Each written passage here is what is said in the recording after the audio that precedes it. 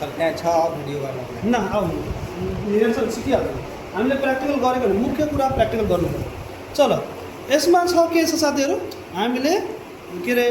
direct salt राख्यौँ अब यसलाई पखालेर ल्याउनु भयो पखालेर त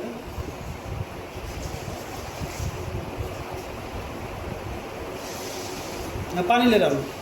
यही साल्ट राख्नु भयो होइन यो बाहिरको आयोडिन नुन राखेको छौँ है ल यसमा हामीले के राखेको छौँ अरे वाटर आयोडिन नुन राखेको छौँ है वाटर प्लस आयोडिन नुन अर्थात् यसमा के बुझ्छौ तिमीहरूले यसमा चाहिँ पक्कै पनि नुन छ कुन नुन छ अरे यो आयोडिन नुन छ यसमा नुन हालेर हामीले घुलायौँ ठिक छ के गाह्रो यसमा छैन अनि अर्कोमा तिमीहरूले निकालेको नुन म घुलाउनु गइरहेको छु यसको स्प्याचुला के गर्यो तिमीहरूले स्प्याचुला त्यहाँ कतिचोटि गर्नु छ त्यो चम पोते बुलुवा अरे ल अब हेर्नुहोस् है यो तिमीले निकालेको नुन हो नि त यस ठिक छ म यसमा राखेर यसलाई पनि घुलाउनु गइरहेको छु है थोरै ठिक छ तिमीहरूले निकालेको नुनलाई चाहिँ म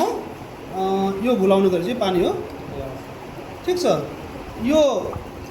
तिमीलाई राखेको नुन जुन छ नि यो निकाल्यो भर्खरै न्युट्रलाइजेसन रियाक्सन गरेर निकालेको नुन यो यहाँ घुलाएँ एउटामा त्यो नुन छ अनि अर्कोमा चाहिँ म सादा पानी राख्छु के राख्छु अरे सादा पानी राख्छु अहिले तत्कालको हातमा पर्दैन यसमा के राख्छु भने सादा पानी हो कस्तो पानी हो त सादा पानी यसमा नर्मल केही पनि छैन यसमा नर्मल पानी छ यसमा तिमीहरूले रियाक्सन गरेको साल्ट छ अनि यसमा चाहिँ हामीले आयोडिन नुन छ ठिक छ ओके अनि एउटा अझ म लिन्छु के लिन्छु मैले भर्खरै त्यो म्याजिक देखाएको न्युट्रलाइजेसन रियाक्सन गरेको जुन छ नि त्यो पनि लिन्छु ल भर्खरै म्याजिक देखायौँ नि हामीले यो म्याजिक देखाएको पनि एउटामा लिन्छु है चलो हामीसँग कतिवटा टेस्ट ट्युब भयो अरे चारवटा टेस्ट ट्युब एउटा यो टेस्ट ट्युबमा के छ आयोडिन त्यो मलाई ऱ्याक पनि देऊ न टेस्ट ट्युब ऱ्याक देऊ त गुड ओके अब बिर्स त नि यसमा छ आयोडिन यो आयोडिन साल्ट हो यो कुन साल्ट हो अरे आयोडिन साल्ट हो ठिक छ अनि यो चाहिँ म्याजिकवाला साल्ट हो अनि यसमा चाहिँ एउटा नर्मल वाटर छ अनि एउटामा के छ भने तपाईँले रियाक्सन गरेको साल्ट छ यसमा अब हामीसँग चारवटा छ चारवटै पानी जस्तो देखिएको छ है चारवटै नर्मल वाटर जस्तो देखिएको छ यसमा कुनमा नुन छ कुनमा नुन छैन भने टेस्ट गर्नु पर्यो हामीले अब यसको लागि म के लिन्छु भने सिल्भर नाइट्रेट सल्युसन लिन्छु के लिन्छु अरे सिल्भर नाइट्रेट है सिल्भर नाइट्रेट सल्युसन लिन्छु अब सिल्भर नाइट्रेट सल्युसन युज गर्न ड्रपर चाहिन्छ त्यो ड्रपर उठाउँदा बाबु उहाँ भयो ड्रपर ठिक यो म ड्रपर लिन्छु योलाई युज गर्नु भयो है चलो यसमा कुन सल्ट हो आयोडिन साल्टवालामा म के राखेँ भने few dry drop silver nitrate राखेँ है ठिक छ के हुन्छ त हेरौँ त मिल्की वाइट है के भन्नु छ त मिल्की वाइट आयोडिन साल्टमा त्यो आयोडिन साल्ट युज गरेको थियो नि यो केमा चेन्ज भयो त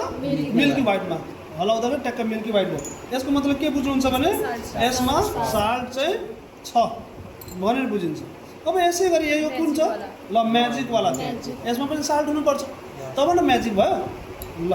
त्यो म्याजिक देखाएको हामीले त्यो साल्ट हामीले यसमा लिइरहेको छ यसमा पनि साल्ट रहेछ मिल्की वाइट अघि जस्तो बन्यो त्यसपछि यो हामीलाई थाहा छैन नर्मल वाटर हो कि तिमीले बनाएको हो मलाई थाहा छैन अब यसमा यसलाई पनि टेस्ट गर्छु ल यसले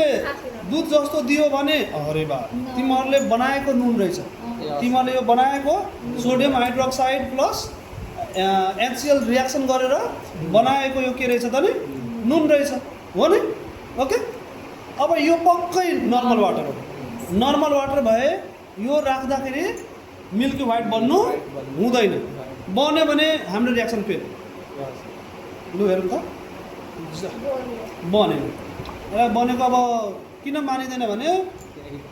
यो तपाईँको पानी चाहिँ शुद्ध छैन एउटा राम्रो लाग्यो त खालि नर्मल पानी होइन यो प्लेन वाटर तर कन्टामिनेटेड छ कन्टामिनेटेड बुझ्नुहुन्छ नि त्यसमा कन्टामिनेटेड छ है त्यही भएर त्यो सेतो आयो नर्मल पानी डाइरेक्ट टिपेर ल्याउ त आउनु हुँदैन पक्कै आउनु हुँदैन नर्मल वाटरमा आउने हो कन्टामिनेसन भयो ल